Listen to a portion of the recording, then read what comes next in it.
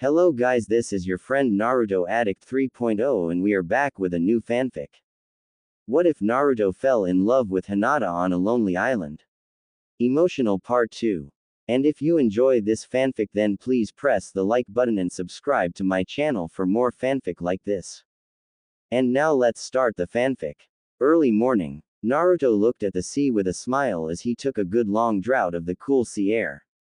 He had just been sent on a diplomatic envoy to sea country. He had been selected by Tsunade since she decided that it would be better for him to travel and be on the move than staying in the village all the time, plus since he was on the move, it would make it harder for Akatsuki to track his movements. Many people thought that such tactics was a bad idea, namely those who were afraid of Akatsuki getting their hands on Naruto. However, Tsunade was adamant on the idea of keeping Naruto on the move and she felt that with each experience, Naruto would be able to improve his own abilities. Plus the vacation was needed in order for him to deal with other matters, apart from finding Sasuke all over again. Naruto at first disliked the idea, but Tsunade was more than capable of convincing him to take the mission vacation. Actually, she once more used her power to convince the hyperactive teen to take the mission. And if there was one thing Naruto learned, it was to never argue with Tsunade when she was really in a bad mood.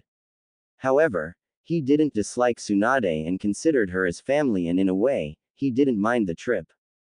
He was not alone however, as Tsunade had assigned him a protector Anbu, but it was not Kakashi nor was it Yamato as both of the said men were on other duties.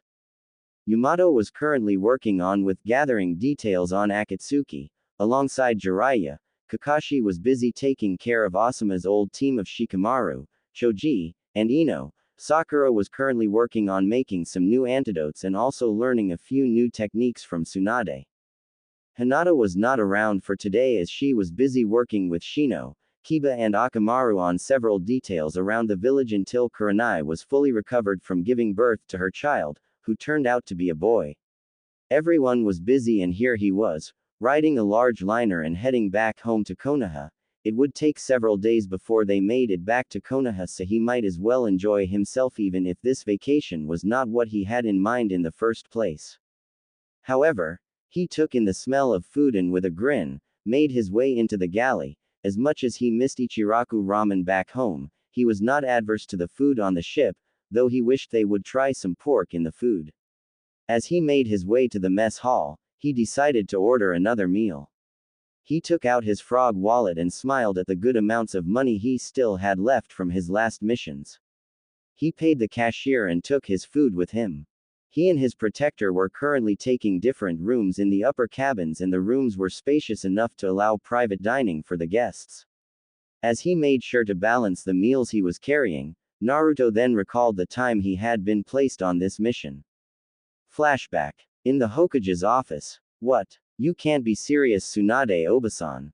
Naruto shouted in a loud voice as he digested just what Tsunade had called him to the tower for. He had just done another mission for today as he and his team had lost track of Sasuke and Orochimaru yet again and it frustrated him to no end that Sasuke was still not coming back, and now this. Tsunade glared and shouted right back at him. Quit shouting, Naruto. And I am serious. Naruto felt a vein pop on his head as he and Tsunade, with a vein on her head as well, glared at one another, while Shizune and Sakura were watching, along with Sai, Yamato, and Kakashi. Sai was the only one who was not showing any emotion on his face, as per his training en route, but the others however were tense and worried as the two glared at one another. They had seen Tsunade angry before and were not in the mood to court the legendary Kunoichi's temper. But Naruto was among the very few people they knew who was far from intimidated, and over the years proved that he was not going to back down easily.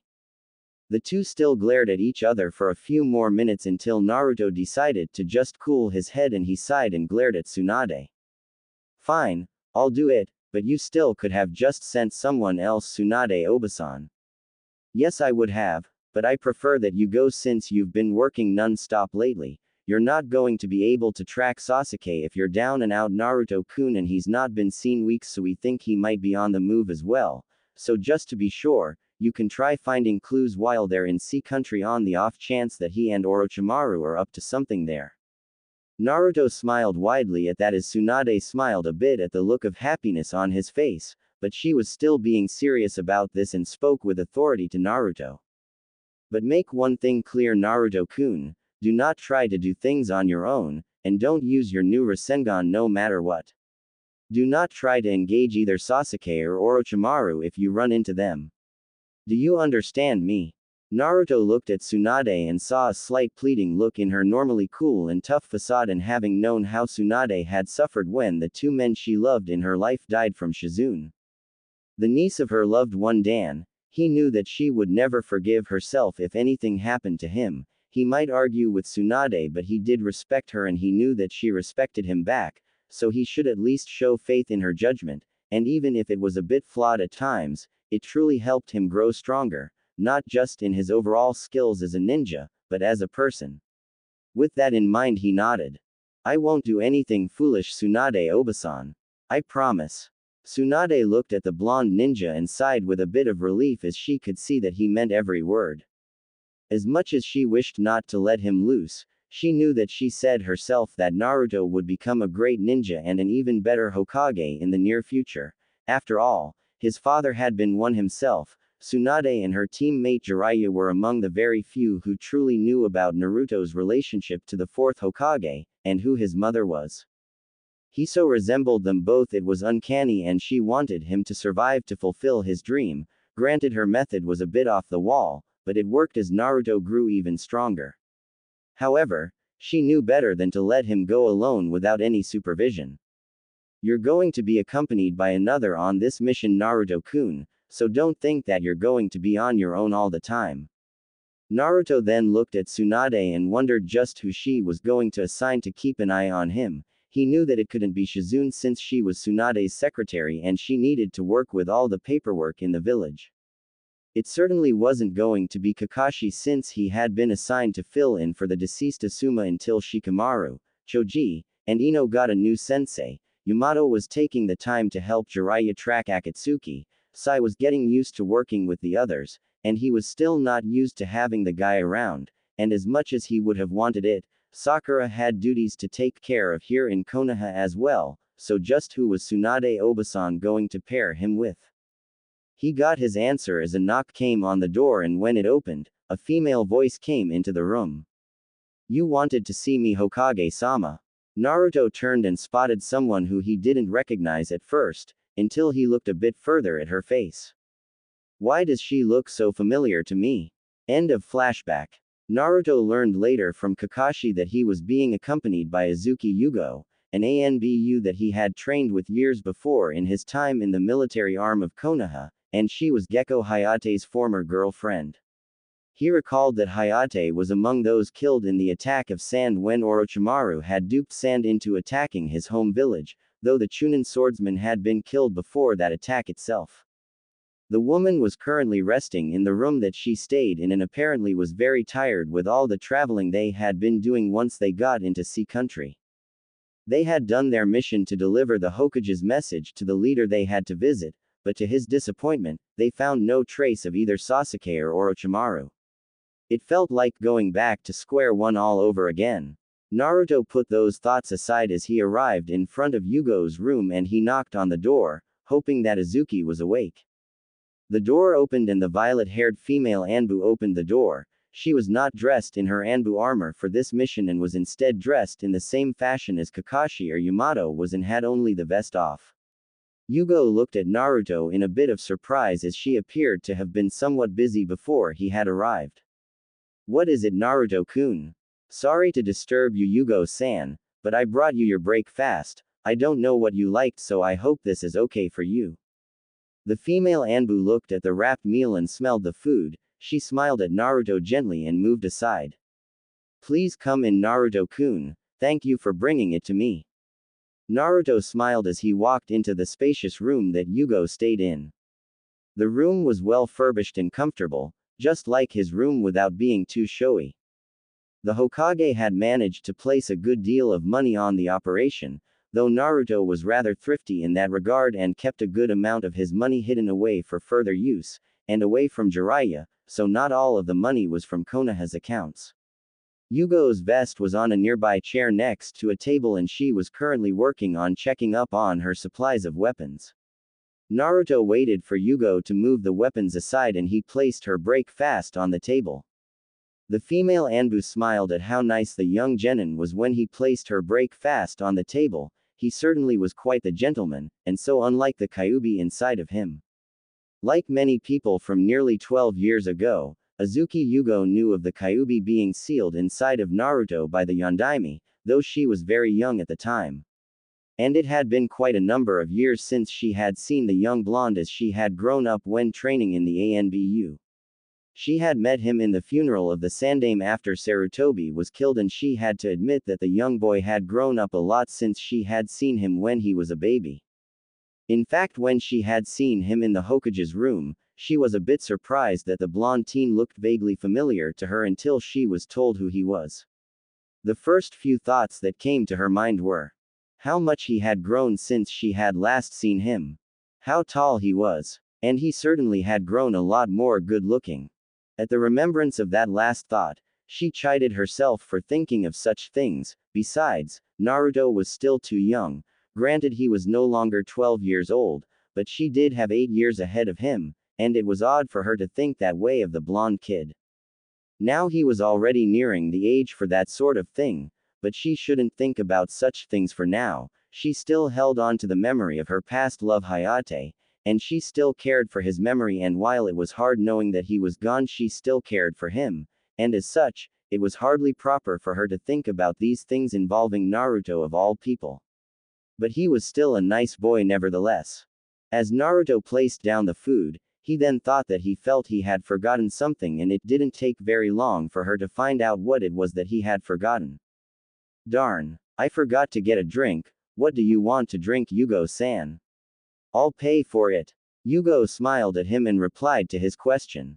Just some jasmine tea if you don't mind. Sure, I'll just drop my food off in my room and get you your tea, Yugo-san. With that, Naruto left Azuki as he went to his room to place away his own break fast, allowing the Anbu the time to study her food, and found some good sushi, sashimi, rice balls, and tempura with beef pot, with some vegetables as well. The female Anbu smiled as she sat down and began to have her break fast. As she ate her meal, she began to think about how things had been in Konoha after the invasion. Her fellow Anbu had been pulling double duty ever since the attack by Sand and Sound, and so had she when she was part of the routine patrols and more. It had been stressful for her, even more so now that Hayate was gone. Hayate and her had been very close when they were younger, as she used to watch out for him due to his chronic sickness. Despite that, he was a good ninja and worked hard despite the occasional coughs that indicated his health, and she admired him for that. However, at times she wished that he would take better care of his health when he could have the time. As they both got older, she and Hayate became closer, though her duties prevented them from getting closer when she became an Anbu and they had very few times together. However, they cherished those times together, and even if it was going to be hard, they hoped that maybe they would have a chance to make a life together in Konoha, and if they could, even have a family.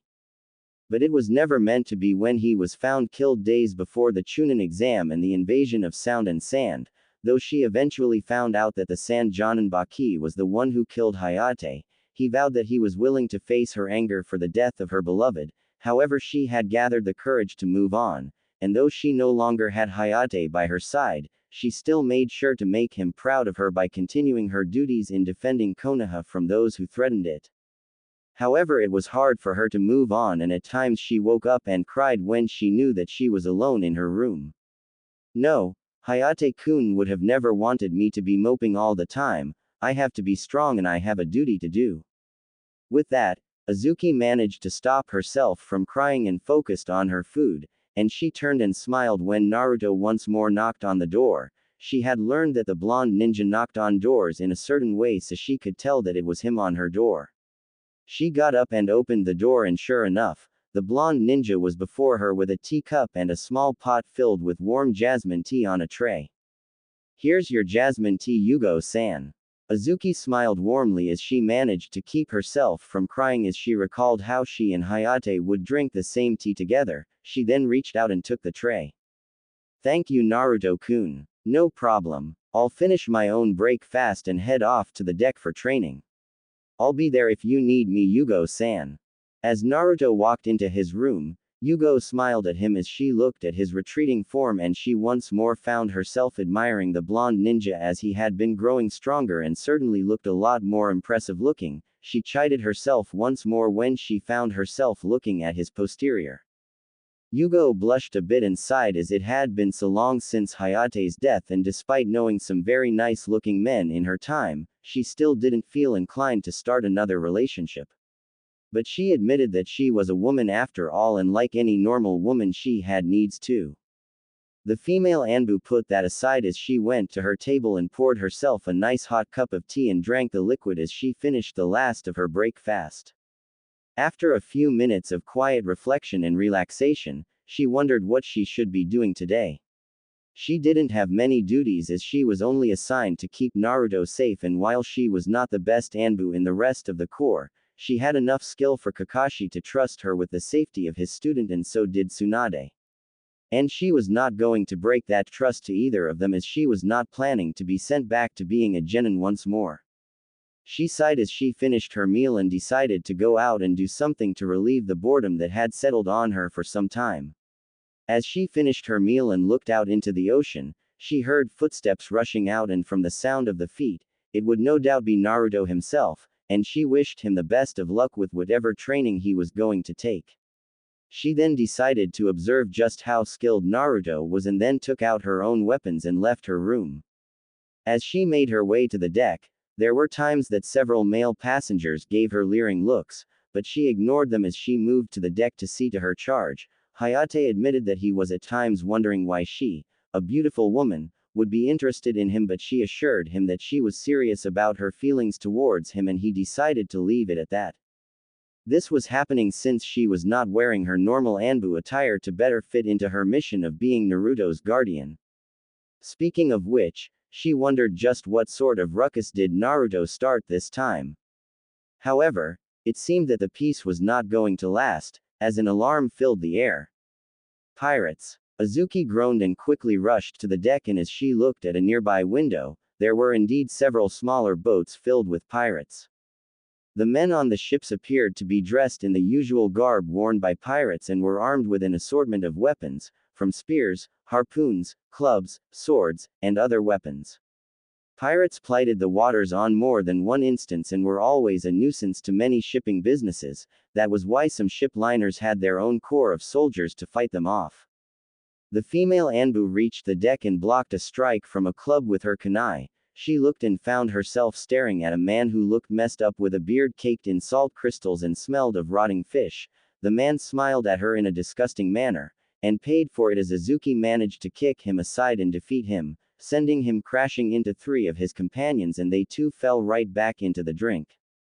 Azuki turned around and spotted more pirates attacking, and before she could fight back, Kage Bushin Jutsu. She turned, and so did the pirates, as several bands of shadow clones belonging to a certain hyperactive blonde ninja came on the scene and bashed the living daylights out of the pirates trying to board the ship from the other side. The Kage Bushin were mixing it up with the pirates as Naruto himself was busy fighting one of the pirates, and a fairly large guy, almost the same size as the one he socked out cold with the aid of his Kage Bushin back when he, Sasuke, and Sakura were still younger and working together with Kakashi. The pirate had no time to react when he got beaten hard by the better skilled ninja. Azuki fought her way to Naruto and managed to be back to back with the blonde kid. "Are you alright, Naruto-kun?" "I'm fine, but these guys aren't giving up so easily. Here they come again." Naruto and Azuki fought on with the pirates until they were aided by the ship's defenders. They were able to push the pirate back, but it didn't take long for the pirates to come up with attacks of their own, as they had comrades on smaller boats, and these guys were armed with bows and crossbows, all armed with fire arrows.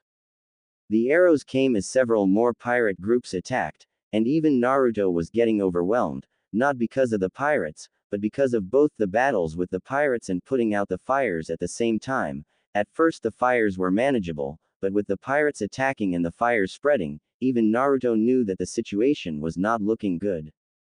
With that in mind, he sent his Kage Bushin to the pirates and attacked their crew.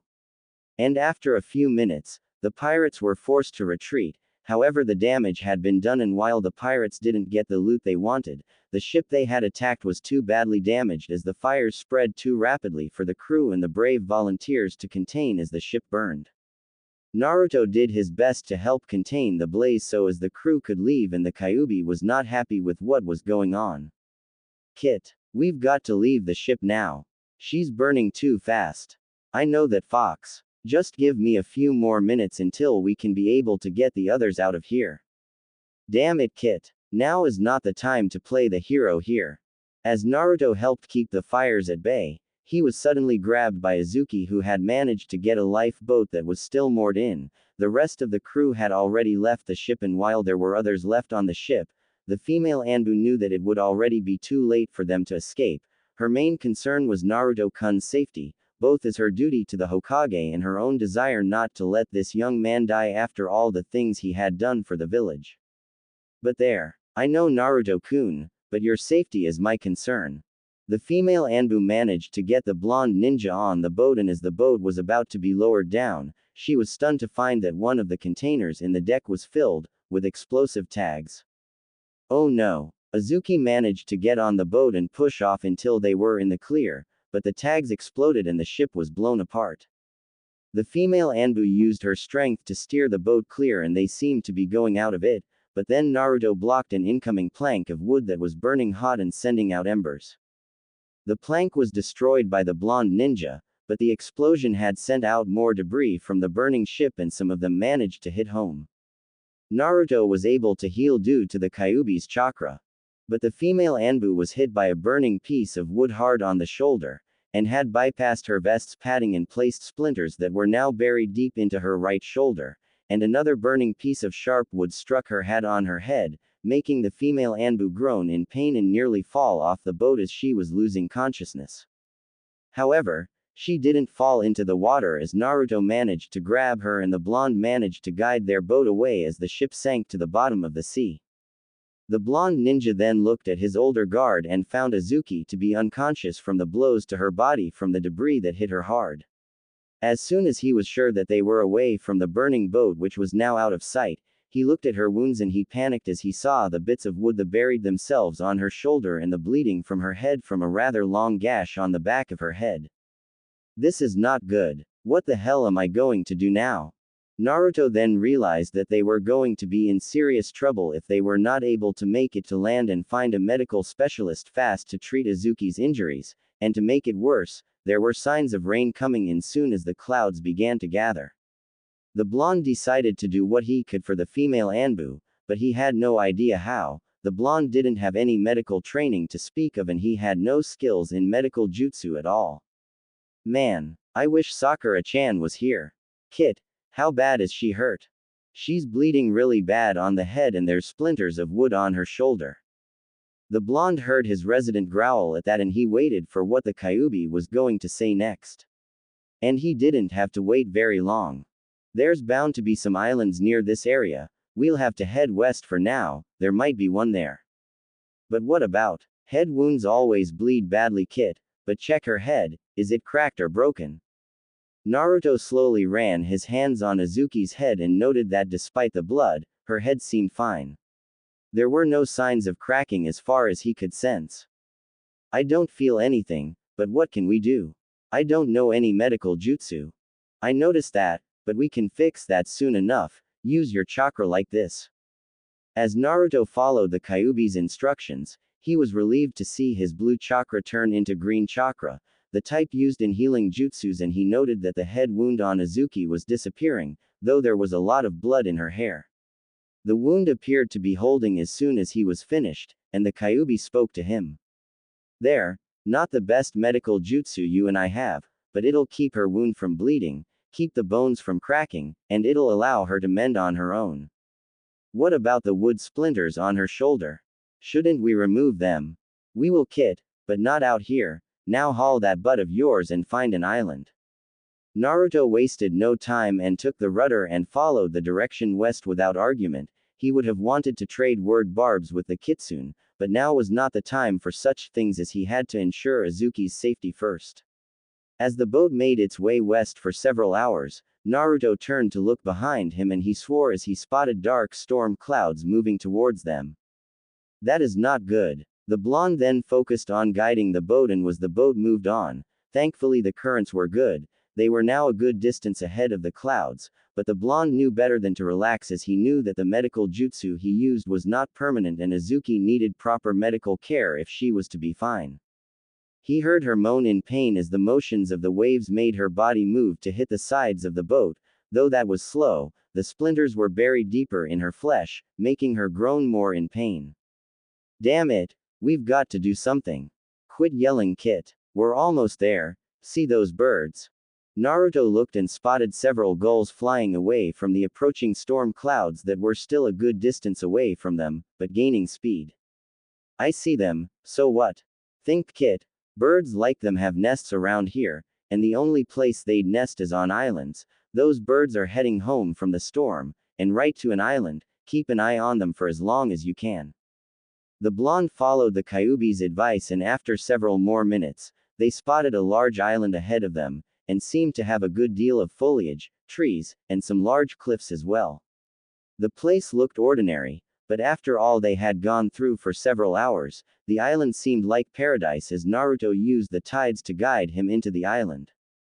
Later on the island, Naruto was tired as he took Azuki and placed her to lie on her stomach the walls of the cave, careful not to aggravate the wound she still had on her head and also the splinters. The cave walls came in handy to keep her safe from the winds that were now blowing about. As soon as they hit the island, the storm clouds came and the place became really choppy. Thankfully he was able to use the Kyuubi's chakra to enhance his strength to take the boat into the beach and took out the rope and tie the boat securely, and he then took out the female Anbu from the boat and found a large cave near the beach, which he was currently inside of now. As he did so, the rain hit the island hard and the winds coming into the cave were wet and cold.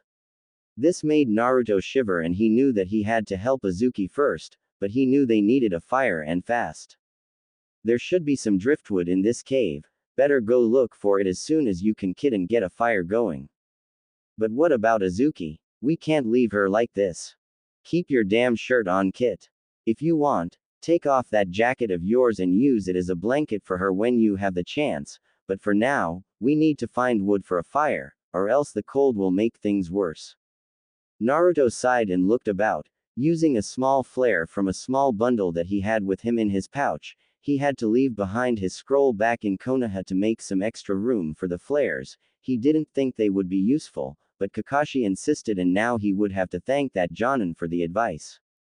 Thankfully there was enough driftwood and he then got a fire going with some of the other flares, but kept some back, just in case. As soon as he was done with the fire, the Kyuubi then told him to start tending to Azuki. He removed the Anbu's vest gently, trying to avoid the blood and aggravating the wounds she had. The wood splinters were long and very much jagged, and Naruto had to be very careful in removing them as he used his newly trained but not perfected medical jutsu to seal the wounds as he pulled each splinter out and made sure to double check for any leftover splinters as he did so. Some of the splinters were very deep and he had to bite back his discomfort as he tried to keep Azuki calm as she would sometimes move about in pain. Thankfully, the state of unconsciousness she was in made that a bit easier on him as she was not moving too much to aggravate her wounds. As soon as he was done with that part of the job, Naruto took a deep breath and sat back as the splinters of wood were no longer there and the wounds were now sealed. Don't relax just yet, Kid. We need to get rest cause this day has only just begun. Naruto nodded as he gently rolled Azuki back to her back and took off his jacket and used it to keep her warm and used her vest as a makeshift pillow for her head. As he did so he lay down next to her and despite being a bit cold, he went to sleep, unaware of the fact that Azuki began to move in her sleep and she draped her arm and leg on him. The next day, Naruto awoke to the sound of the waves lapping in the beach and he wondered for a moment why he felt that there were some things on his body, and when he turned to the side, he yelped a bit as he found himself looking at Azuki square in the face. That made Naruto blush bright red as he was treated to seeing the woman in her sleep. He slowly moved away as Azuki moaned out and he heard a work. Hayate. Naruto was a bit confused at that, until he recalled the Chunin examiner who died before Sand invaded his home when they had been duped by Orochimaru.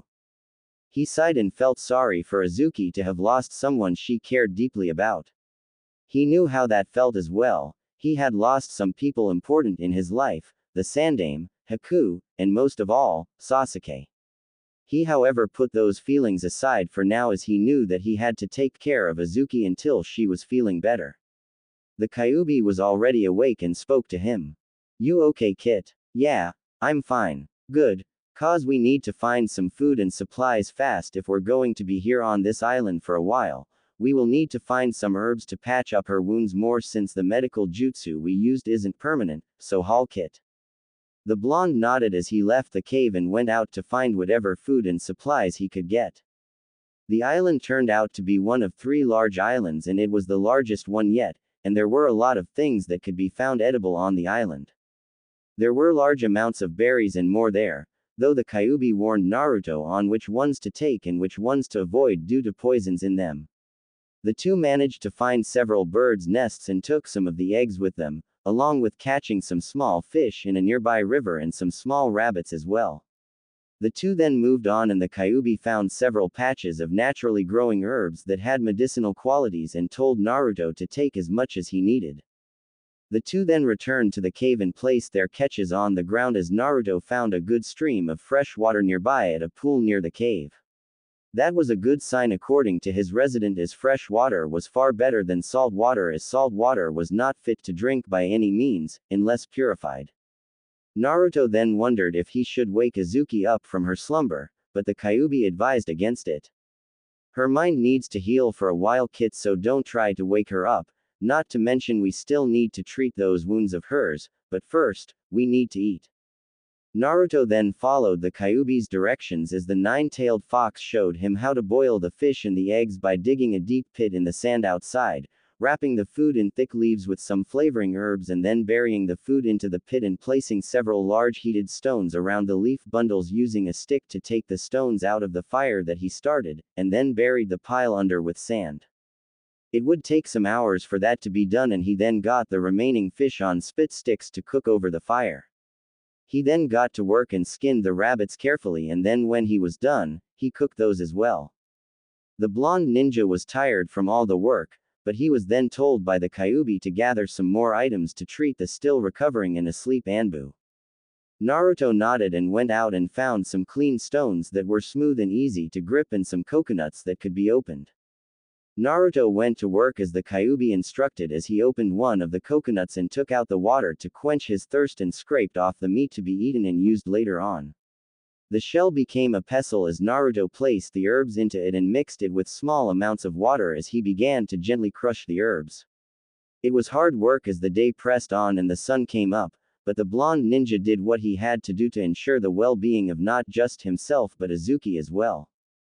He would make sure to check on the rabbits and fish and turn them to cook them properly to avoid food poisoning.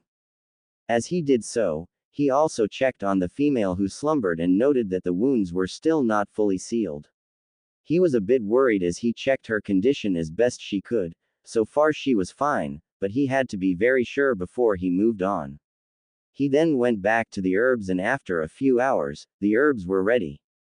The paste was a bit odd, but the Kyuubi assured Naruto that the mix would be very helpful in patching up Azuki and her wounds. He took the coconut shell with the herbal paste and several leaves and some neatly sliced rope that he managed to salvage from the boat and got to treating Azuki's wounds. He found the cut on her head and gently placed the herbal paste as much as he could, though Azuki hissed at the pain. He continued until the Kyuubi told him to stop and he then used a large leaf to cover the wound and used the rope to make a makeshift binding. It wasn't comfortable, but it was all he had to work with at the moment. However, when it came to doing the same thing on Azuki's shoulder wounds, which meant having to remove her clothes, the blonde was very much too embarrassed to continue. You've got to be kidding me. Do I sound like I'm kidding, Kit? Besides, all those magazines you've been reading to make that waijutsu of yours should have already made you familiar with the female form, right? So why acting like it's your first time? Because it is my first time, you darn fox. Wait a minute, you mean to tell you've never peeked in the women's bathroom before? Never. If Sakura-chan found out about that, she would beat the tar out of me for even thinking it. I don't even want to guess how Tsunade-san would react if she found out. Ah, well then, think of this as your best chance to do just that without being interrupted by either of them. Besides, unless we get that herbal balm on those wounds of hers, she'll still be in danger, so swallow your embarrassment, kid, and get to it. Naruto sighed and went to work on removing the clothes Azuki had, and as much as he tried to resist the temptation, he couldn't help but admire Azuki's female form as he removed her upper clothes, and he had to admit that she certainly was attractive.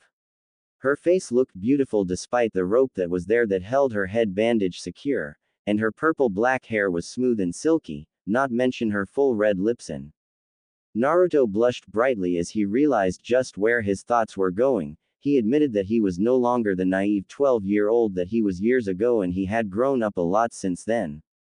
He might still act like a kid at times, but not all the time. He found himself staring at times at Sakura, knowing that despite his previous statement of her not changing in the least, he noted that she had grown more attractive. He found himself staring at Tsunade at times, even though he knew that she was using henge. He even caught himself staring at Hinata or Ino or Shizune, and despite his disbelief, he even found himself staring at Anko. The women mentioned were attractive, and so was Azuki. As soon as he removed her upper clothes, he blushed bright red when he saw her S, which were in her bra. They were large, not in the same caliber as that of some of the other women he had seen, including Tsunade, but just enough to merit attention. Naruto felt all the blood in his body go off in two directions, one to his face as he tried to control himself from having a nosebleed, while the other portion went to his loins at the sight of the half-woman before him.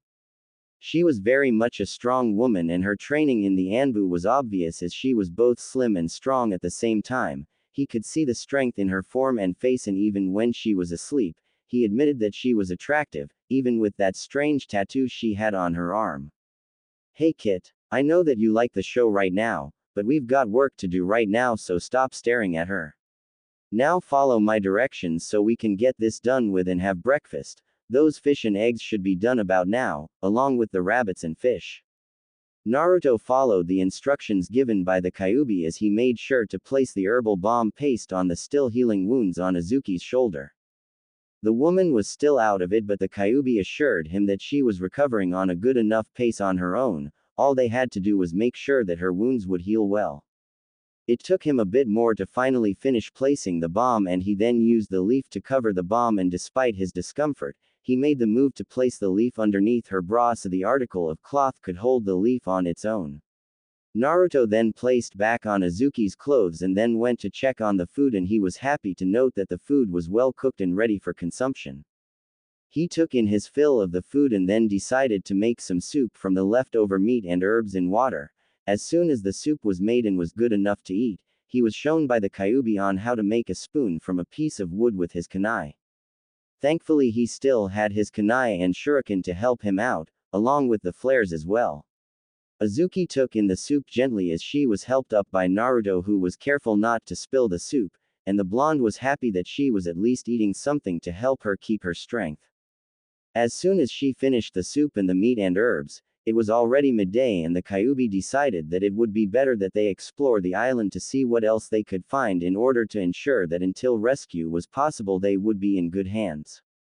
Naruto was tired and consumed the remaining food and berries, and as soon as he was ready, the Kyuubi began to lecture him about what they needed in order to survive in this place. The two worked on getting more wood, leaves, vines and whatnot to build a shelter and not rely too heavily on the cave, since the high tides could become a problem if the cave got flooded. The blonde ninja was sweating as he did the work and followed the creation of a crude, but dry and strong shelter as per instructions handed to him by his resident, though the Kyuubi at times wondered why Naruto acted this way at times, but decided not to be bothered by it as he directed his container on how to make the shelter waterproof and strong against the wind. Naruto looked at the shelter and admitted that while it certainly wasn't a house, it would certainly be a good place to stay in and was close to where the beach was. The Kyuubi nodded in approval, and they then went to work finding whatever they could to make things easier here on the island. As they explored the area, The two spotted the other island and noted what appeared to be a wreck of a ship in the area. The Kyuubi looked at the image carefully through the viewing portal he had in order to see what Naruto was seeing. You see what I see, Kyuubi? Yeah, judging by the hull, I'd say that it's a merchant ship that run aground. We better go see if there's anything we can salvage from the ship. We're going to need supplies, Kit. We can't leave Azuki-san like that right now. The island's not that far, Kit, and we've already treated her wounds. Let's go see and find what we can. Besides, we might find, if we're lucky, a medical supply kit there on the boat, plus other things that can really save our asses. This is something we can't pass up. Later, Naruto sighed and admitted the Kyuubi was right as he steered the boat back to the main island where he and Azuki were on. The wrecked ship was large, and while the elements had ravaged the ship, it seemed that a good deal of supplies and equipment was left. There were some extra clothes and cloths in containers that could be cleaned and used as bandages.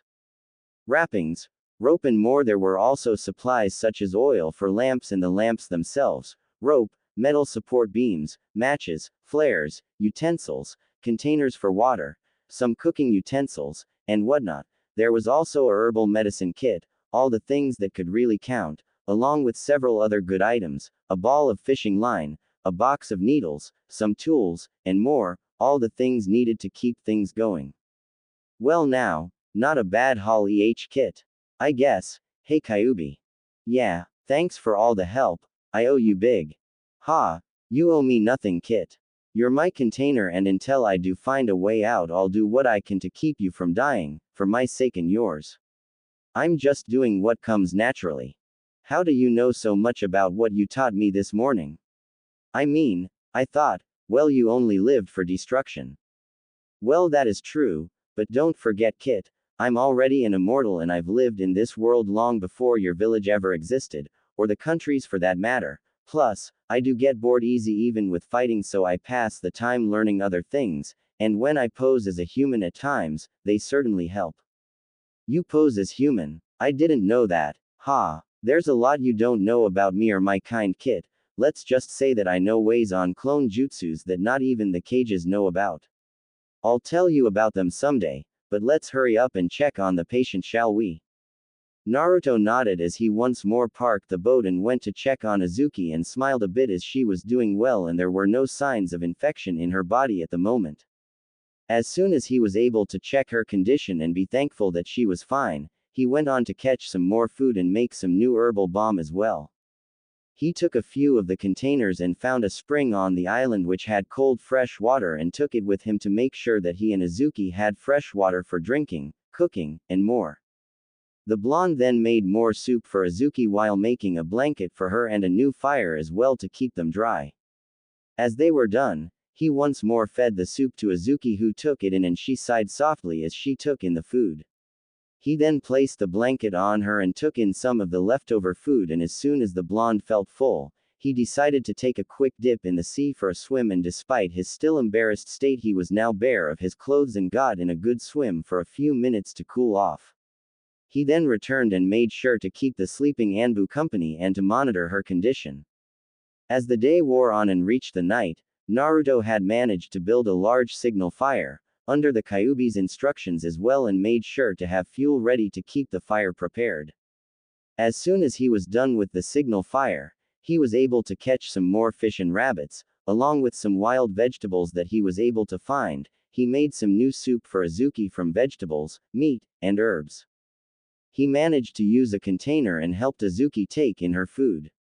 The sleeping ninja smiled and was now resting nicely as he then went on the same process as before to help seal her wounds. He removed the bandages and smiled a bit as the wounds healed well, and he then replaced the leaf bandages and used the cloth ones this time after cleaning them properly and making sure that they were in good condition.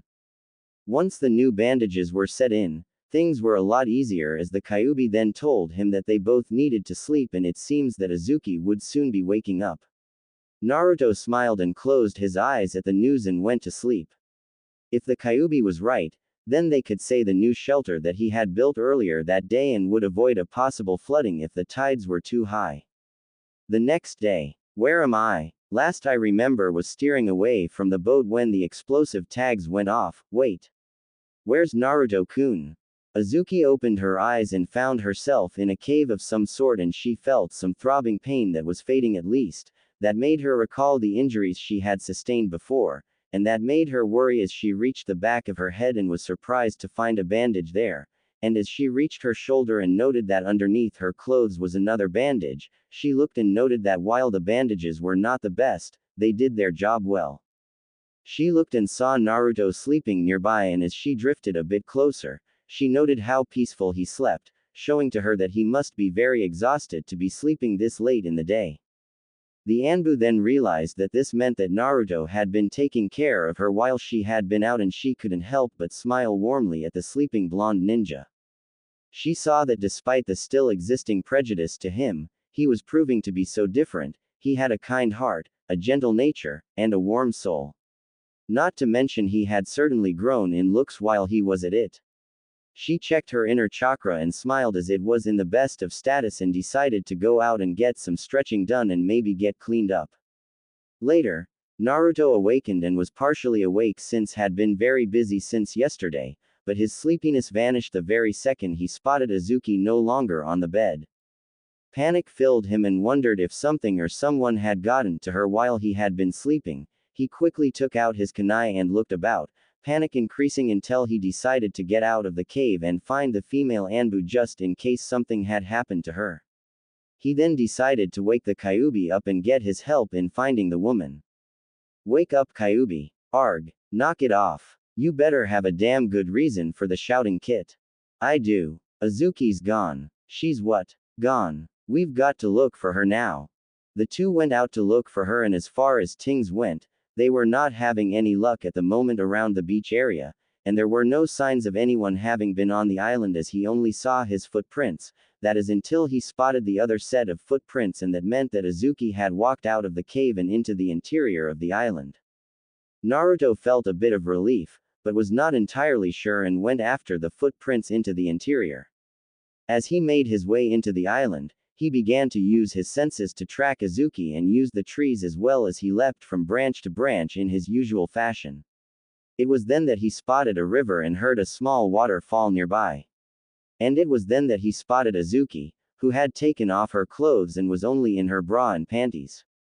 The blonde ninja stopped dead in his tracks as he saw the woman once more unclad, and he was stunned as despite seeing her bandages, the female Anbu was certainly beautiful to look at, and it was not surprising that she and Hayate had a relationship. The blonde then realized that he was staring at her while she was nearly like a pervert. For some reason, she wanted to do this with Sakura for a while, but knowing how his mentor Jiraiya fared when he did the same thing with Tsunade, and knowing that Sakura had the same strength as Tsunade did, made him very much cautious at the idea, but now those fantasies were being replaced by a woman with purple hair. Wow, she's hot, makes me wish I was back in human form again. Let me tell you something, Kit, I might despise humans, but I kind of envy them in a way, namely when it comes to getting. Shut up, you darn fox. Closing parenthesis. Deny it all you like, Kit, but I know you like what you see. Naruto gulped as he felt his nose beginning to gush out blood as he continued to stare at Azuki as she was apparently washing her clothes in the river. The female Anbu didn't seem to notice his presence, and that made Naruto wonder if this was some illusion he was looking at, and sure enough, the female Anbu disappeared in a puff of smoke, and Naruto barely had enough time to block an incoming kunai which was being held by a person. The two landed on the ground with Naruto on the bottom and giving off a groan as he looked upward and saw Azuki, who was in her bra and panties right on top of him. Apparently she must have sensed his arrival and had prepared an ambush on the off chance that it wasn't him. Azuki realized that it was indeed him as her look of killer intent was replaced with shock and recognition. Naruto-kun. Oh, I'm sorry, are you alright? Yeah, sorry for startling you, Azuki-san. The two looked at one another for a few minutes and they then realized that the two of them were in a very compromising situation. Azuki realized that she was still in her undergarments, and while she was not very bothered by this all the time, it was a bit risque to be on top of a young teen in her bra and panties. For Naruto, he was trying his absolute best not to stare, but was failing miserably as he was still looking at Azuki, who was still on top of him, straddling his waist, and he could feel his body react to the presence of the nearly female on top of him, namely on a certain part of his anatomy as it began to react, and he prayed to the heavens that the female Anbu didn't feel that she would kill him for sure if she found out he was getting an erection when she was right on him, despite how normal it was when a man was being straddled by a gorgeous woman in her skivvies. Azuki noted that however and only pretended to not notice his erection as she smiled warmly at the thought of him being aroused. He was already at the age for that sort of thing, but he seemed to be so shy about it, and she then noted the fierce blush that was growing on his face and smiled warmly at that as she decided to tease the blonde ninja. Like what you see Naruto-kun? I. Azuki realized that now was not the time to tease him and sighed as she got off of him and helped him to his feet. The blonde then turned around quickly, trying his absolute best to hide himself from her, to shield his utter embarrassment from her, along with his physical reaction to her nearness. The blonde then spoke slowly and tried to explain why he was in the where to avoid her making the wrong assumption. I woke up and didn't find you. I thought something happened and I went to look for you. I didn't mean to. Azuki used her chakra to heat the stones nearby to dry her clothes and she then put them on once they were all dry. She then smiled and made Naruto turn and face her and she smiled at him. It's all right Naruto-kun, thank you for the concern. I'm sorry if I startled you. Later, the two went to work as soon as Azuki allowed Naruto to check her bandages, and she smiled as the way Naruto moved his hands on her. He was blushing once more. He apparently had some difficulty dressing her wounds when she was still asleep, but now that she was awake and aware of his every move, that made him very uncomfortable and cautious in order to avoid doing something that would seriously offend her. The female Anbu was enjoying this in a nice way as she liked to tease Naruto for some reason. However, she had to thank him for taking care of her for nearly 2 days until she woke up. As soon as he was able to change the bandages and place the new medicine on her shoulder and the back of her head, the two went to work and gathered their gear and moved out of the cave and into the large shelter that Naruto had been able to build before. The female Anbu admitted that the place was dry, cozy, and was large enough for them to be in the place, though she could tell that Naruto was not entirely happy with the idea of sleeping close to her, which made her wonder why the student of the well-known pervert Jiraiya would be so shy. But that was what made catching a man a challenge for a woman, she should know after all. They then caught some fish and got a few bird eggs and had their breakfast and took the time to relax as Naruto filled her in on the details of what had happened when she had been injured and lost consciousness. The female Anbu smiled with surprise and gratitude as Naruto told her everything and she could help herself as she giggled at his blush when she was told of the time he had to treat her wounds. After they had eaten and spoken to one another, the two decided to rest for now and use the leaves that Naruto had gathered as temporary mattress, and it was covered with a large blanket that he was able to find, and it was fresh as well since the container it was in was well preserved and well sealed as well. There were some other clothes, though they were a bit larger for Azuki, but would do well as they would be useful in keeping her normal ninja garb dry. The clothes were for civilians and there were clothes for Naruto as well, allowing him to keep his normal outfit in reserve. The two were now wearing civilian clothes, with Naruto wearing a white cotton shirt with no sleeves, and a pair of long shorts as well as he kept his headband on, and so does Azuki. The two recovered from their rest and then decided to go hunting for food for lunch and also to gather whatever supplies that were still on the boat that Naruto might have missed when he was on board. The blonde was not sure it was a good idea for her to come along, but she insisted and they did so. As soon as they were able to gather some more fish, wild herbs, wild vegetables, fruits, coconuts, and a few more rabbits, along the way they even managed to catch a pair of goats. This told them that the large island had a large number of wildlife, but they had to be careful not to take too many or they would run out of food. The supplies they had certainly helped when it came to catching the fish on the beaches. They used the small box of needles to make fishing hooks using several tools and a rock to bend the needles properly, along with using some wood to make fishing rods and some leftover fish and meat to act as bait. As they did their tasks, the two began to spend some time doing other things apart from hunting, gathering, and salvaging supplies, When they came to the second island where the boat wreckage was, they explored and found a large number of other animals, namely wild pigs, birds, wild chickens, shellfish, and more, along with more fresh fruits that grew in the interior of the island. They also found other ships that had been marooned as well, and decided to use one of the small and old yet still serviceable and seaworthy ships they found to haul more supplies from them. They were tempted to make a large boat and make their way back to Konoha, but they had no maps and navigational tools with which to work with, and the maps and tools from the ships were the ones that were destroyed by both time and weather. They however kept their spirits up as they got enough food to cook their lunch for the day, which consisted of wild vegetables, fish, herbs, meat, and shellfish that they managed to find, and the smell of the food was very relaxing and delicious as they cooked the food near the fire pit that Naruto made. As soon as the food was done and they were eating with the plates and utensils that Naruto salvaged before, the female Anbu was filled with some curiosity on how much Naruto had grown. As she had been busy with working on the defense of Konoha, she had been out of the loop so to speak for a very long time. She wondered just what exactly did Naruto learn and improve on when he was under the training of the Sannin Jiraiya. Naruto-kun. Yes. How was your training with Jiraiya? I didn't know you wanted to know, Azuki-san. Why do you want to know that? Call it natural feminine curiosity, but if you don't feel comfortable with it, then it's alright. No, it's okay, but it's kind of long and you might get bored, Azuki-san. Don't worry, it helps pass the time and keeps us busy, and tell me everything about your mission to Sand and also your battles with Akatsuki if you want to.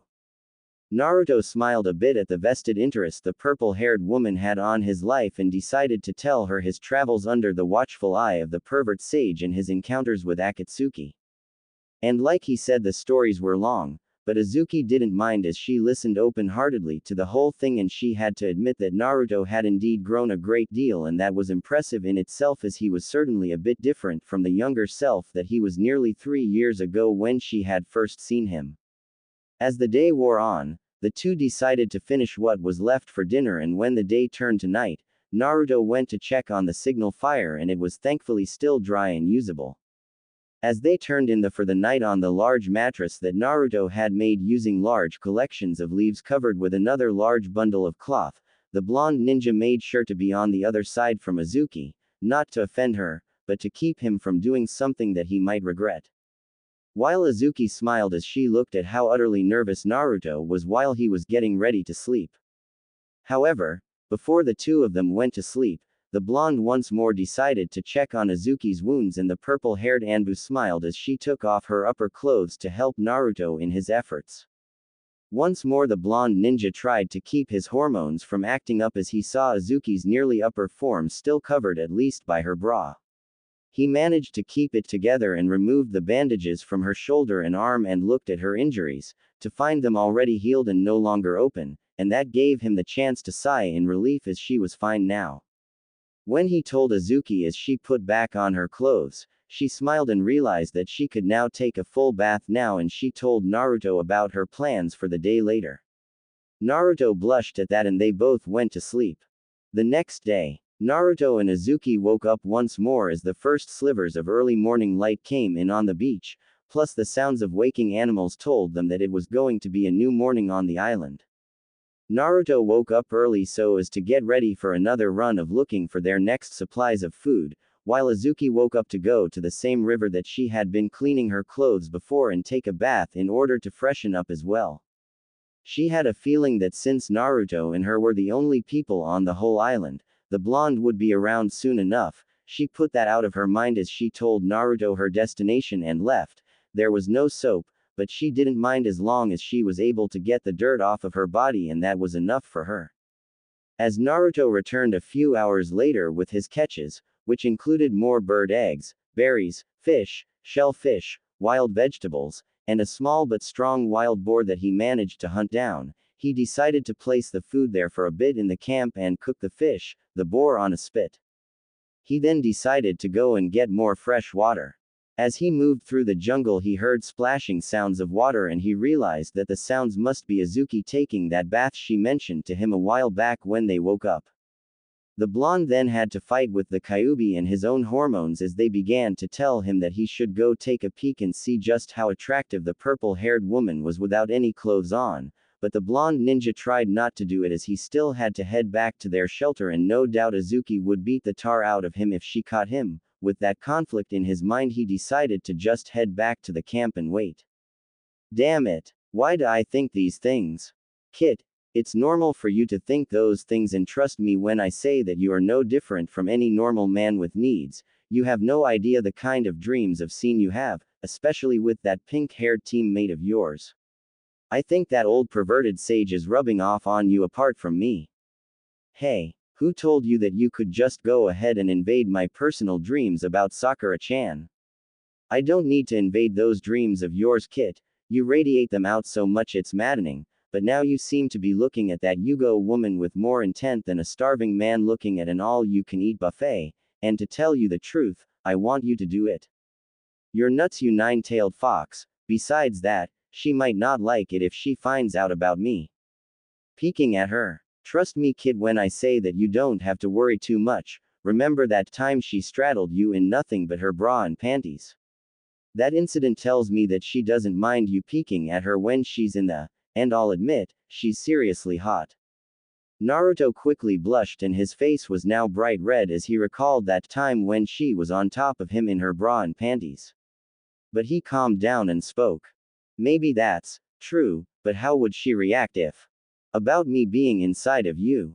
I hate to bust your bubble, Kit, but she's an Anbu, and no doubt was a young girl when I came to Konoha years ago, before and after I was sealed inside of you by the fourth Hokage. I've got no doubts in my mind that she knows about me being inside of you, but I have to admit, she seems to be more mellow about that fact, unlike some people I can name, since she's never tried to harm you at all, right? I guess you're right about that. Still. Look, Kit, I'm just giving suggestions. It's up to you if you're actually going through with it, though I hope you do. You have no idea how dull it is in here when you're not fighting. Naruto walked back and mumbled slightly about his hormones as he went to check on his food. Azuki smiled as she took her bath in the cool fresh water of the river and soaked her hair to get rid of the dirt there and clean her hair as well. She then thought about her time here, and she had to admit that it was nice to be here and not being bothered too much by her work, and she then thought about Naruto and why was it she was starting to like the blonde ninja. While she was by far his superior in terms of rank, she admitted that his level of training was far higher than hers now, and she had heard about how he had defeated one of the Akatsuki members along with several other ninja in the past, and she knew about his many successful missions as well with his old team. Plus she could tell through his chakra that he certainly was growing more adept at it as well. She had no doubt that he would one day be a worthy Hokage, but she knew it would not be easy, as there would still be those who would see him as the container of the Kyuubi or the Kyuubi itself, but unlike them she had observed him for a long time before and she could tell that he was too gentle and kind-hearted to be a demon, and she had to admit, she did find him kind of cute as he was growing up. However, her thoughts went back to the time that she had teased the blonde teen, and while she admitted that it was unfair of her to do that to someone younger than her by 8 years, she couldn't help herself as she smiled at how utterly attractive he was when he blushed, and despite how odd it was at first to think about it, she sighed and wondered what she should do about it and decided to see how far this would progress. She had already moved on with Hayate, though that was hard to do. However, she was a strong woman by heart and was not going to let herself be discouraged now. With that in mind, she finished her bath, and once she dried herself and put back on her clothes, she then made her way back to the camp, and there she smiled warmly at the blonde ninja who was still cooking the food, and she then helped him. The rest of the day was spent in many ways, with both of them taking dips in the ocean for some swimming and then traveling throughout the rest of the island as they explored the other areas they didn't have time to look for. They, however, made sure to keep track of one another to make sure not to get lost on the large island that they were on at the moment. Along with that, they each made sure to keep a lookout for any ships in the area so they could rush back and quickly light the signal fire in order to call for help from the crew and captain of the vessel. They made sure not to go too far though. They came back for lunch, and as they relaxed a bit to look at the sea and the sun, afterwards, they each took different sides of the beach and went swimming, as they each changed clothes, with Naruto wearing a new pair of shorts and Azuki using tightly tied clothes to cover her clothes in order not to use her normal undergarments and make them rot away by the salt water.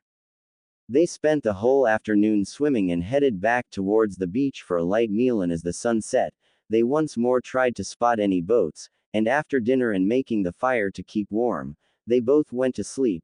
Naruto slept first, allowing Azuki to once more study his features in peace, and this made her wonder if the ideas she had concerning her and Naruto were worth it. She decided to wait and see for herself soon enough as she too closed her eyes. The next few days for Azuki and Naruto were filled with activities to pass the time and wait for a rescue. Every morning, they checked the sea for signs of ships, and when it was still early, the two took turns bathing in the river, one guarding the other. They took the time to train in their respective styles and arts, as it would help them pass the time after each time they had their meals in the morning, midday, and evening. They also took the time to explore the island as well and more thoroughly, and they found the place to be very much habitable, and that made them wonder why no one took the time to settle into this island during the time that it was here. There were some open areas as well, and the high mountain in the center no doubt had some ice and snow there on the top and could be where the source of fresh water was. The two then traveled to the other two islands, the second with the few boat wrecks and the other that appeared to be smaller and had no wrecks. There they found some more wild vegetables growing in good hardy soil, good enough to grow some things on the island as well. When they made it back to their main island, they took the time to also spar with one another. Azuki asked this in order to see just how much Naruto had grown, and Naruto was more than willing to take a shot at that, as this would be the very first time he would fight against a full Anbu. Kakashi had already left the Anbu and Azuki was his junior student in his time there. Azuki admitted that Naruto would still need to improve a bit, but she was assured of his talents as they spared with one another, while Naruto had to admit that Azuki was tough and fearless as she pushed him and then some. He didn't use his more lethal techniques, uses his elemental Rasengan, but she gave him a workout as she sued her Anbu training very effectively to keep him on his toes. After they had undergone their sparring sessions, the two moved about the island and along the way made several extra signal fires to make sure that they had all the bases covered, and to make sure that if ever there came a ship nearby, then the extra signal fires would make it a lot easier for them to be spotted by the ships. The two then spent some time looking into the island, and they even took the time to climb the mountain on the island, and that allowed them to see the rest of the island and its sister islands as well. As they went back down to the lower plains, they walked in the fields and enjoyed the gentle breeze as it flowed into the area, along with the faint sounds of waves hitting the cliffs on the back of the island. As the two looked at the island while on the plains that also gave a good view over the trees, Naruto smiled and then lay down on the grass and smelled the fresh scents of the island plants and also the smell of the sea. The blonde ninja loved the peacefulness here, as this would at least be the chance to be away from Akatsuki for once, and he would at least be allowed to relax a bit without worrying about those guys going after them. Azuki smiled a bit and sat down next to Naruto as they enjoyed the tranquility of the island. This was among the things they did on the days and they were enjoying it. However, there was tension between the two of them, not hostile tension, but something else, as for the past few days, Naruto's dreams of being intimate with Sakura were slowly being replaced, and instead of seeing the pink-haired Kunoichi in his dreams, he found himself thinking of the purple-haired Kunoichi he was stuck with on this island, and that made things uncomfortable at times when he went to sleep. It didn't make things easier when they kept themselves busy, and he would then steal discreet glances at her direction, making him very aware of her every movement. The same could be said for the purple-haired woman as she began to feel an ache in her. It had been 3 years since her beloved Hayate's death, and while he was not gone for her mind completely and she wanted to keep his memory alive, she was still having these needs and desires for comfort, and those aches grew for a while, and the only man who was near was this teen beside her at night. She resisted those ideas, but they grew every time she saw him. It had been at least a few days now, and sooner or later, one of them was going to have to address this situation, and it seemed that one of them had now made the first move as Azuki decided to speak to Naruto as they finished another day and were now about to take to their mattress that now had pillows that had the skins of the rabbits stuffed in cloth and were tied in by fishing line. Naruto didn't know why, but he suddenly had this strange feeling that something major was going to happen soon. He then wondered as the sun began to fade how things were in Konoha. Back in Konoha, Tsunade was not in the best of moods at the moment, namely since it concerned Naruto's disappearance for the past few days, along with Azuki. She had sent messages to the survivors of the ship to gather whatever information she could piece together in order to determine where Naruto was. The good news that both Naruto and Azuki were safe and alive was overshadowed by the fact that they were missing. The Hokage sighed as she read the reports and hoped that soon they could go out and find Naruto and Azuki. The village was still the same as before, but there were those who were among the villagers who hoped for good news on when Naruto and Azuki would be found along with his escort. The other ninja were worried, namely Sakura, Shikamaru, Choji, Hinata, Tenten, Neji, Rock Lee, Ino, Shino, and Kiba, and even Sai wondered where the blonde ninja was. Even Kakashi, Jiraiya, and Yamato were worried about Naruto's long disappearance, and so was she. The blonde female Hokage liked Naruto a great deal. He had been the one who proved to her that dreams could come true, and he had a power that truly made a difference in this world. She recalled her own words to Shizune about Naruto being the only one who truly knew how it felt to be a Jinchuriki when her assistant had questioned her on why she would allow Naruto on such dangerous missions that involved Akatsuki. While she understood Shizune's worries as Dan's niece treated Naruto like a kid brother, she knew that Naruto would only grow stronger and he himself would not allow any harm to come to Konoha, as being on the move made it harder for Akatsuki to track him. She loved him like a brother and somewhat a son. She knew who Naruto's parents were, but decided not to tell him until the timing was right, but he made sure to do her best in that regard. After all, she did owe it to them. She turned as Shizune entered the room. Any word? Shizune nodded with a smile as she looked at her ever-present clipboard. We've managed to locate a witness from the pirate attack who said that he saw a blonde ninja with orange and black clothes steering a boat in a direction to the west where the boat had sank. He also mentioned that there was a woman with him, both wearing Konoha forehead protectors. I've run through the passenger list and the descriptions match Naruto-kun and Azuki-san Tsunade-sama. Tsunade smiled at that and sighed. Thank Kami they're alive. Anything else? Yes. There appears to a small band of islands in that direction that appear to be habitable, since it seemed that some ships were lost before in that area and the crew were rescued from there. Judging by the direction that Naruto-kun and Azuki-san took when they abandoned ship, they could very well be in that area right now. The blonde Hokage smiled at the news as Kakashi, Yamato, and Jiraiya came into the room. The three men were relieved to hear the news that Naruto was still alive, and the female Hokage knew that sooner or later, the rest of Naruto's fellow classmates would hear about it soon enough. For now, however, the blonde Hokage decided to make things quick and send out messengers to the port city to prepare a rescue effort. It naturally didn't take too long for the others to find out about the rescue effort, as the village heard rumors of Naruto being alive and was about to be found. Some of the people who still treated him as the Kyuubi were not happy, while those who saw him differently were relieved indeed. This included Hiashi, head of the Hyuga clan, as he had to thank Naruto for all he had done. Not only was he able to give his daughter Hinata more confidence in herself, but helped Neji learn the truth of the past events and allowed him to mend his relationships with his nephew and daughter, Kurenai, as well, for helping her reach out to Yakumo, becoming friends with Kiba, and helping Hinata become more confident, and many others including Tsuki and his daughter Ayame, who treated Naruto as their best customer and friend. Sakura was happy most of all, since she was worried sick of what might happen with Naruto. She made a promise never to let him be harmed or killed by Akatsuki, and she took it hard when he vanished for a few days. The news that he was alive made her feel happy. She admitted to herself that she liked Naruto, but only as a friend, namely since she knew that considering their past interactions, Naruto might have given up on her already, but she felt that they would always be close no matter what. Hinata was also happy, as well as her cousin Neji told her the news, and she was happy that Naruto was soon to be found.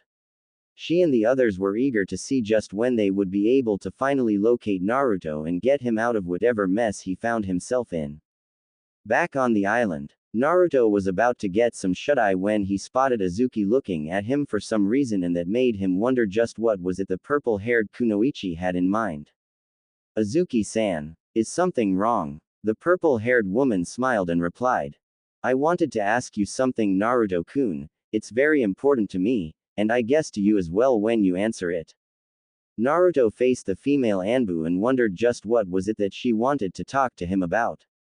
He tried to resist the urge to look her over, as she was only wearing a large white t-shirt that was 2 sizes too large for her and served as her makeshift nightgown for the night, while was wearing his black shirt and boxers.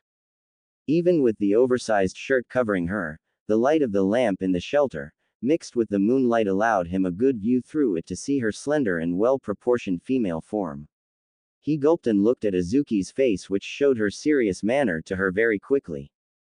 What is it you want to ask me, Azuki-san? Naruto-kun, you've been acting really weird around me for a few days now. Are you alright? Well, this is your first time being alone with a woman before, am I right? Well, yeah. I mean, no offense meant, Azuki-san, it's just, well, Go ahead, Naruto-kun, I promise I won't laugh. Well, you're really, attractive, and I can't, Azuki smiled in spite of herself, since she always wore her mask, and there were few people who saw her face, except Hayate, and to be told that she was attractive from someone like Naruto was quite a nice change, not to mention she knew that the blonde meant it. She then smiled once more, enjoying the sight as Naruto squirmed at her looks on him, and she spoke once more. Thank you, Naruto-kun, it's nice to be told that. And I have a feeling that ever since you and I have been on this island, you want to do something with me. Naruto blushed bright red and wondered what he should say. He was not as dumb as most people in Konoha would think, but he knew her history and thought that what he felt was wrong, considering that she still loved her deceased loved one. I feel, well, something for you, but I don't want to do it with you. Why do you say that? You don't like me enough, Naruto-kun. No, I didn't mean that, it's just because, well, if I do that, then won't I make, well, him mad. You mean Hayate, Naruto-kun? And Naruto's slight but serious nod. Azuki sighed. The teen was being goaded by his hormones to imagine things going on between him and her, but he was too kind-hearted to act on them. He was considerate of her feelings in her past, and that was the sign of a good man. Why people still call him a demon was beyond her at this point and time. He was such a kind-hearted soul, and it made her smile a bit at how much he had changed since she had last seen him. She thought it over and spoke to him. I understand what you are saying, Naruto-kun. I will always keep Hayate close to me for as long as I am alive. But I have moved on, no matter how hard it was for the past 3 years since he died. But I do feel lonely as well, and I know how it feels to be lonely and wishing you could have someone nearby to comfort you. You are here, and I think that we both need to feel comforted and loved, even for a while. But you might not know about it, but I have the. I know about your secret, Naruto-kun, and I understand your fears. You know about the Kyuubi inside me.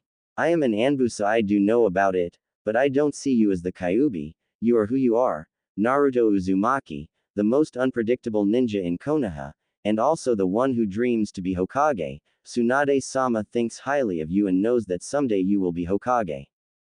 Yes, she does. Yes. Please, Naruto-kun, just for this night I want to be loved, and I promise to make it up to you someday.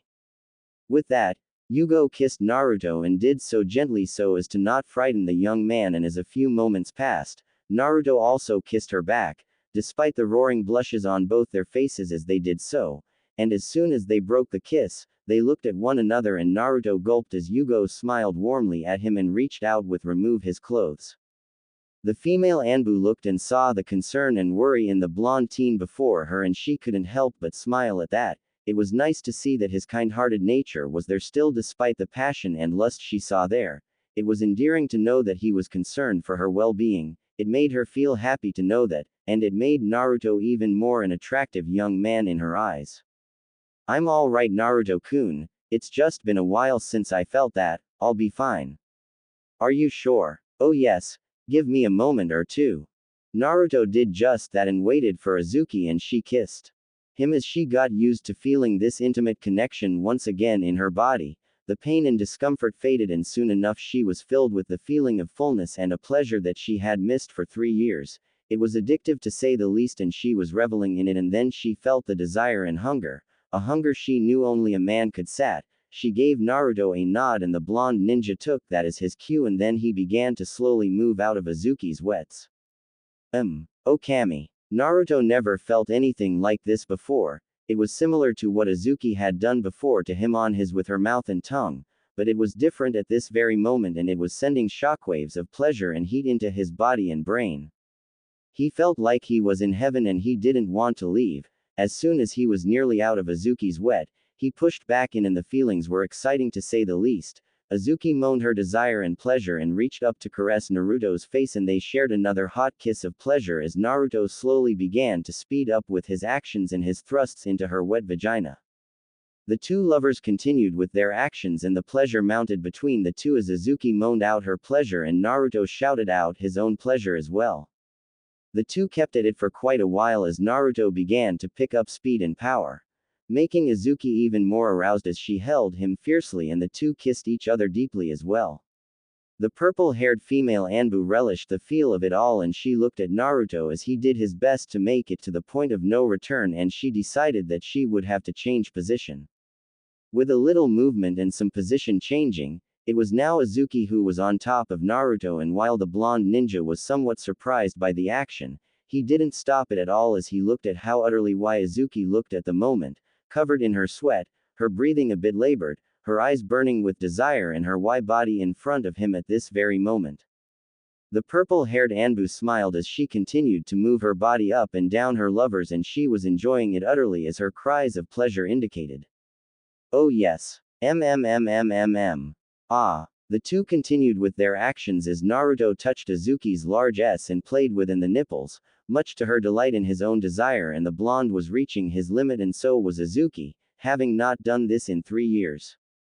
They continued their actions as Naruto picked up the pace and thrust even faster and deeper into Azuki's wet and the purple-haired woman moved her body with each of Naruto's thrusts upwards, further adding their respective pleasure. Oh yes. More. Ah. However they were already reaching the point of no return as their pleasure reached their ultimate level. Thus they both reached their respective climaxes and the results were very much explosive. Naruto. Azuki-chan. The blonde felt his release floor him like he had been both punched in the gut and hit in the head. But there was no pain at all, it was like he was releasing all of his chakra and was not being harmed by it, as he released his seed right into Azuki's and Azuki came. At the same time, just as she felt the very first jet of Naruto's seed hit her inner walls, further enhancing her orgasm, and that made Naruto's own release memorable. Indeed as he felt her inner sheath caress his in such a powerful way that he nearly passed out from the pleasure, Azuki moaned as she felt Naruto's release of more of his seed and moaned at the feel of it, thankful that she was not fertile at the moment because it would certainly make things real hard for her to explain to the head of the Anbu if she somehow got pregnant and how hard it would be for both her and Naruto to raise a child at the moment. As soon as Naruto released his last burst of his seed into Azuki's wet, he fell back on the ground utterly exhausted and he felt like he was both tired and refreshed at the very same time. The pleasure that hit him was something he was not going to forget as long as he was still able to take in air and be alive. Azuki moaned as she leaned forward on top of Naruto and sighed as she felt his seed in her womb. She was thankful that she was not fertile at the moment as having a child as an Anbu was not a rather healthy idea at the moment for her or Naruto being a genin, but she could imagine what it would be like to be a mother someday. She looked at Naruto who was still awake somewhat and looking at her with awe and affection. Am I too heavy Naruto-kun? No, you're fine Azuki-chan. Azuki smiled as she kissed Naruto and held him closer to her as Naruto responded as well by holding her close. The two fell asleep at the moment and in the very same position. Azuki smiled to herself as she slept. This was the first time she felt content to sleep and this time she was in someone's arms. The next day. Azuki woke up and smiled a bit as memories of what she and Naruto had done, and she turned to see that Naruto had done out and she wondered just where had Naruto gone. She put on her bra and panties and then her clothes as she walked out and then spotted Naruto fishing for their morning food. She smiled as she saw that he was bare of his clothes except his boxers, and she saw him in the buff once more, making her recall the events of last night once again. She watched as Naruto came back with some more fish.